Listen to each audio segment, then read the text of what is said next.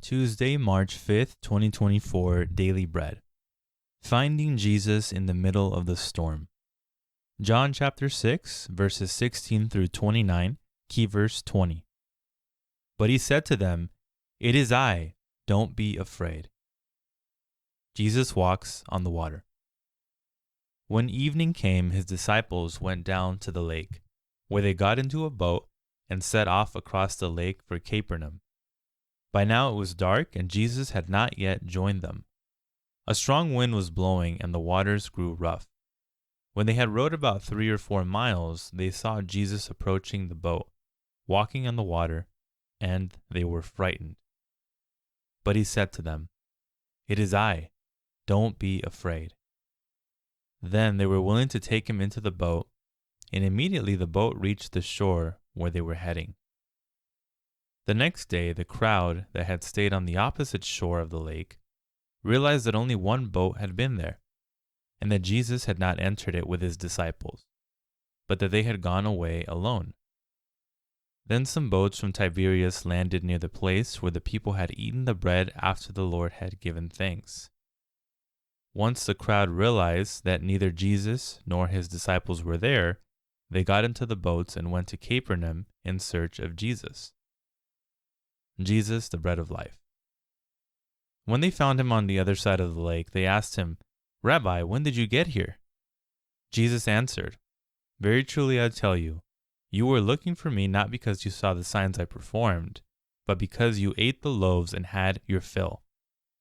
Do not work for food that spoils, but for food that endures to eternal life, which the Son of Man will give you. For on him God the Father has placed his seal of approval."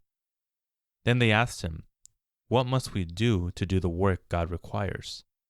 Jesus answered, "The work of God is this, to believe in the one he has sent."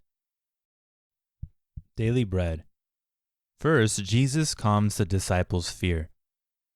Imagine being in the disciples' shoes. It's dark, a huge storm just hit, and Jesus is nowhere to be found. Panic sets in, but Jesus isn't far away. He calls out to them saying, "It is I, don't be afraid." In the middle of the storms in life, Satan uses fear to make us feel like we're all alone.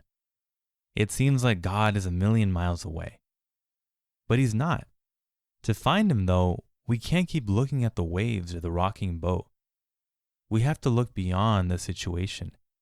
We need to look up, fix our eyes on Jesus, and invite him into our boat. Then fear and storms are calmed. Are you inviting Jesus into your life? As we face challenges, heartache, doubt, and fear, Jesus is ready to step in when we call out to him. Second, Jesus knew the crowd's wrong intention. The crowd was searching for Jesus because they wanted more bread, not because they truly wanted him. But Jesus wasn't fooled. He knew what they were really after.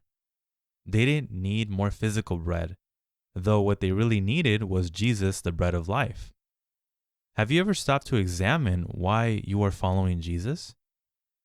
It's important to consider because sometimes we follow him out of habit, to please others, or because we secretly hope to get something in return. But we can never fool God. He sees straight into our hearts. If there is even a hint of a wrong motive in following Jesus, we have to confront it and be honest with God. Psalm 139, 23 through 24 says, "Search me, God, and know my heart. Test me and know my anxious thoughts. See if there is any offensive way in me, and lead me in the way everlasting." Let's redirect our hearts to purely follow Jesus. Prayer. Lord, please strengthen me to fix my eyes on you in the middle of life's storms. Help me to seek and follow you with all my heart, purely and sincerely. One word, fix my eyes on Jesus.